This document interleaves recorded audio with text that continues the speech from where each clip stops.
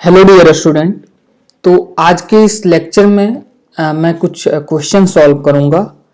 Mix questions होगा based on basic mathematics. ठीक है, तो ये लास्ट वीडियो होगा पूरे सीरीज का बेसिक मैथमेटिक्स का। तो चलिए देखते हैं। जो पहला क्वेश्चन है, find the area enclosed by the curve y equal to sine x and the x axis between x equal to 0 to x equal to pi. ठीक है, तो मैंने आपको बताया था कि ज्योमेट्रिकल मीनिंग ऑफ इंटीग्रेशन या ज्योमेट्रिकल इंटरप्रिटेशन ऑफ इंटीग्रेशन वो क्या था कि एक कोई ग्राफ है, यदि कोई ग्राफ है like y equal to f x का, कुछ इस प्रकार y equal to f x है। ठीक है, ये y equal to f x का ग्राफ है। ठीक है, तो जो मेरा integration f x d x from a to b क्या बताता था, मतलब यहां से कोई पॉइंट ए से लेके x इक्वल टू ए से लेके x इक्वल टू बी तक। ठीक है, ये जो एरिया था, ये एरिया हमें कैसे पता चलता था, वो पता चलता था integration a to b f of x d x से। ठीक है, मतलब जो ये इंटीग्रेशन है ये हमें क्या देगा, f of x d x from a to b, यही एरिया देगा। ठीक है, ए से बी तक y equal to f x के अंडर जो एरिया है और x एक्सिस के x एक्सिस और y equal to f x के बीच जो एरिया है बिटवीन ए टू बी। ठीक है, यही एरिया हमें देगा ये इंटीग्रेशन। तो यही मैंने आपको बताया था इंटीग्रेशन में। तो चलिए इसे सॉल्व करते हैं। तो जो मेरा रिक्वायर्ड एरिया होगा वो क्या होगा, फ्रॉम 0 टू पाई, यहाँ 0 टू पाई है x। ठीक है, F of x d x, तो यहाँ एफ ऑफ एक्स क्या है, एफ ऑफ एक्स मेरा साइन एक्स है। ठीक है, साइन एक्स हो गया डी एक्स। तो साइन एक्स का इंटीग्रेशन क्या होता है, माइनस कॉस एक्स। ठीक है, माइनस को हम बाहर ले लेते हैं, 0 टू पाई, तो ये मेरा क्या आ जाएगा, minus cos pi minus cos 0। ठीक है, तो यहां से क्या हो जाएगा, कॉस पाई का जो वैल्यू होता है -1 होता है, कॉस 0 का वैल्यू भी -1 होता है, कॉस 0 का 1 होता है। ठीक है, और यहाँ पहले से माइनस है ही, तो ये -1 -2 हो जाएगा, और माइनस माइनस ये माइनस, बाहर वाला माइनस और अंदर वाला माइनस प्लस हो जाएगा। ठीक है, तो आंसर क्या होगा, 2 यूनिट होगा। ठीक है, जो भी यूनिट होगा उसका, तो एरिया क्या होगा, 2 होगा। तो अब आगे देखते हैं।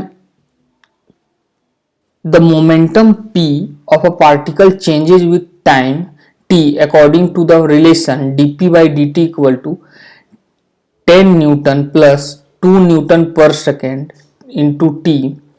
If the momentum is 0 at t equal to 0, what will be the momentum at t equal to 10 second. ठीक है, तो मुझे यहाँ क्या एक मतलब एक डिफरेंशियल इक्वेशन दिया हुआ है, dp by dt equal to 10 newton plus 2 newton पर सेकेंड इंटू टी। ठीक है, हमें क्या पूछा गया है, what will be the momentum at t equal to 10 second, मतलब मुझे कोई पर्टिकुलर टाइम पे मोमेंटम पूछा गया।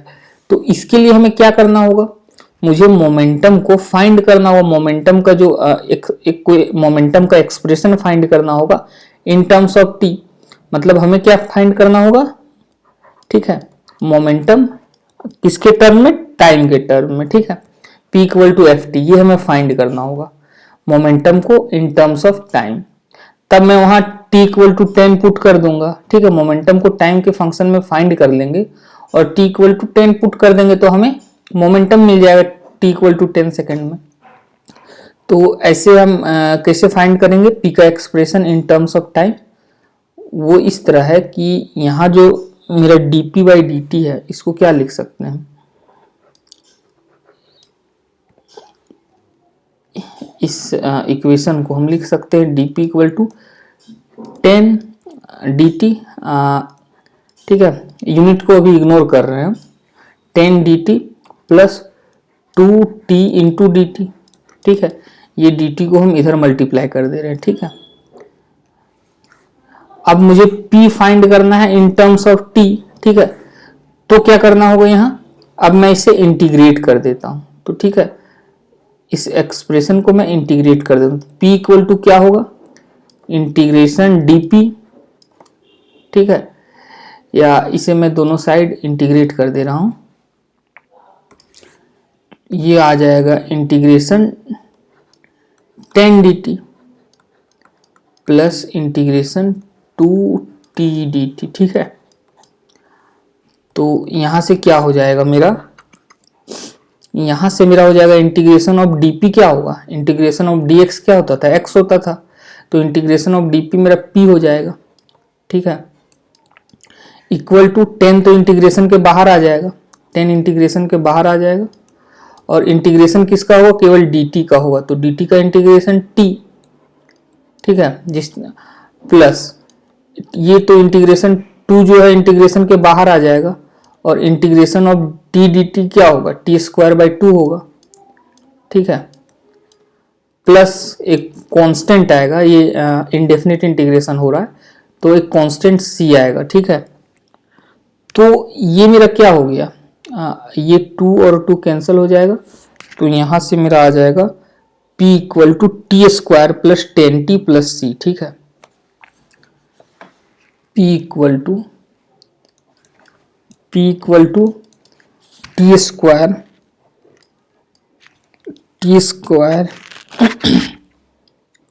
प्लस 10t प्लस c, ठीक है।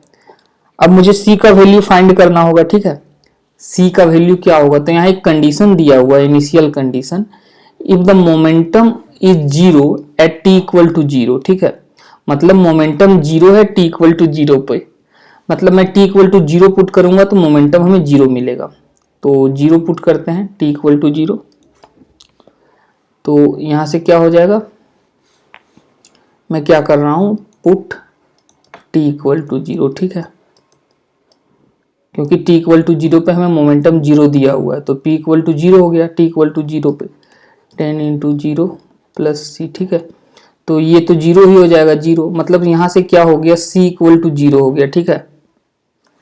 तो अब मैं क्या लिख सकता हूँ, p इक्वल टू c तो जीरो हो गया, टी स्क्वायर प्लस 10t, अब मेरा क्या आ गया, मोमेंटम आ गया इन टर्म्स ऑफ t, ठीक है, जो मैंने यहाँ बोला था, जो हमें करना है, जो हमें फाइंड करना है, अब मैं t इक्वल टू 10 पुट कर दूंगा, मुझे मोमेंटम मिल जाएगा, तो पुट t इक्वल टू 10, ठीक है, 10 सेकंड में पूछा गया है, तो p मेरा क्या आ जाएगा, p at t equal to 10, 10 square plus 10 into 10, तो ये आ जाएगा 200, ठीक है, मोमेंटम, और इसका यूनिट क्या हो जाएगा, मोमेंटम का यूनिट होता है केजी मीटर पर सेकेंड, ठीक है, मोमेंटम का यूनिट, तो ये मेरा इसका सॉल्यूशन हो गया।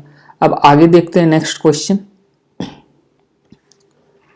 The changes in a function y and the independent variable x are related as dy by dx equal to x square, find y as a function of x, ठीक है, तो ये भी कुछ नहीं, एक डिफरेंशियल इक्वेशन इस तरह दिया हुआ है, dy by dx equal to x square, ठीक है, तो हमें y as a function of x find करना है, जिस तरह मैंने इस क्वेश्चन में फाइंड किया था p as a function of t, ठीक है, p as a function of t find किया था, उसी तरह p as a function of t find किया था, उसी तरह यहाँ में y as a function of x find करना है, तो कुछ नहीं, वही हमें क्या करना होगा, dy को क्या लिख सकते हैं, एक्स स्क्वायर dx, ठीक है, dx को इधर ले गए, अब क्या करना है, इंटीग्रेट कर देते हैं दोनों साइड, ठीक है, दोनों साइड इंटीग्रेट कर देते हैं, तो dy का इंटीग्रेशन y, एक्स स्क्वायर का इंटीग्रेशन एक्स स्क्वायर प्लस 2, और एक कांस्टेंट आएगा c, तो ये मेरा y as a function of x आ गया, ठीक है, एक्स स्क्वायर का इंटीग्रेशन एक्स क्यूब बाई 3 होगा, यहाँ एक मिस्टेक है, या it is x cube by 3, x to the power n वाले फॉर्मूले से, ठीक है, अब आगे देखते हैं, y equal to under root x plus 1/√x का whole square then dy by d x equal to what. तो हमें dy by d x find करना है। तो मैं क्या करता हूँ, इससे पहले एक्सपेंड कर देता हूँ a प्लस बी के होल स्क्वायर वाले फॉर्मूले से। तो y इक्वल टू क्या हो जाएगा, अंडर रूट एक्स का स्क्वायर x, 1/√x का square 1/x plus 2 into a b, 2 into under root x and b 1/√x। तो ये तो कैंसिल हो जाएगा। तो y इक्वल टू क्या आ गया मेरा, x, y equal to x plus 1/x plus 2। ठीक है, तो इसे मैं क्या लिख सकता हूँ, ये जो 1/x को क्या लिख सकता हूँ, x टू द पावर -1। ठीक है, x टू द पावर -1। तो यहाँ से मेरा dy बाई डी एक्स क्या हो जाएगा, dy बाई डी एक्स हो जाएगा, x का तो डिफ्रेंसिएशन 1 और इसका क्या हो जाएगा, पावर में 1 सब्ट्रैक्ट हो जाएगा। ठीक है, और ये -1 कोफिशिएंट में आ जाएगा। तो ये मेरा हो जाएगा, और 2 का तो इंटीग्रेशन डिफ्रेंसिएशन 0 होगा। तो ये मेरा क्या आ गया, ये इंटू है 1 - 1/x स्क्वायर। ठीक है, ये मेरा हो गया dy by d x, dy by d x 1 - 1/x square. ठीक, अब आगे देखते हैं, ये मेरा लास्ट क्वेश्चन होगा। तो अगेन मुझे अब यहाँ इंटीग्रेशन करना है। तो इसे एक्सपेंड कर दूंगा मैं a प्लस बी का होल क्यूब से। ठीक है, ये क्या था, a cube plus b cube plus 3a square b plus 3a square b plus 3ab square. ठीक है, यही था। तो अब क्या करना है इसमें, ये क्या हो जाएगा मेरा, आप इसे लिख सकते हो integration x cube plus 1/x cube plus so आप इसे लिख सकते हो प्लस 3a स्क्वायर बी। तो ये क्या आ जाएगा, 3x स्क्वायर इंटू 1/x। तो ये आ जाएगा 3x। ठीक है, ये आ जाएगा मेरा 3x प्लस 3ab स्क्वायर। ये क्या आ जाएगा, ये आ जाएगा 3/x। ठीक है, अब क्या करना है हमें, इंडिविजुअली इच फंक्शन को इंटीग्रेट करेंगे। प्लस है तो इसका इंटीग्रेशन प्लस इसका इंटीग्रेशन प्लस इसका इंटीग्रेशन प्लस इसका इंटीग्रेशन। ठीक है, तो एक्स क्यूब का इंटीग्रेशन क्या हो जाएगा मेरा, x to the power 4 plus 4। इसका क्या हो जाएगा, x 1/x to the power 3। तो इसको हम क्या लिख सकते हैं, इस टर्म को हम लिख सकते हैं x टू द पावर -3। ठीक है, तो इसका इंटीग्रेशन क्या हो जाएगा मेरा, x to the power -3 plus 1 हो जाएगा। तो ऊपर क्या हो जाएगा, -2 हो जाएगा और नीचे भी -2 हो जाएगा। ठीक है, 3x का क्या होगा, 3x स्क्वायर बाई 2 और इसका क्या हो जाएगा 3/x का। तो 1/x का ln x होता था, तो 1/x का क्या हो जाएगा, ln x हो जाएगा। 3 तो इंटीग्रेशन के बाहर आ जाएगा। ठीक है, तो इसे आप क्या लिख सकते हो, 1/4 x टू द पावर 4। अब इस टर्म को लिख दो आप, ये हो जाएगा 3/2 x स्क्वायर। अब ये टर्म क्या हो जाएगा, ये टर्म मेरा हो जाएगा, ये हो जाएगा -1/2x स्क्वायर। ठीक है, और प्लस 3 ln x और एक कांस्टेंट ऑफ इंटीग्रेशन भी आएगा प्लस 3। ठीक है, तो ये था मेरा आंसर। ओके, अब नेक्स्ट वीडियो में हम लोग मिलेंगे। Thank you.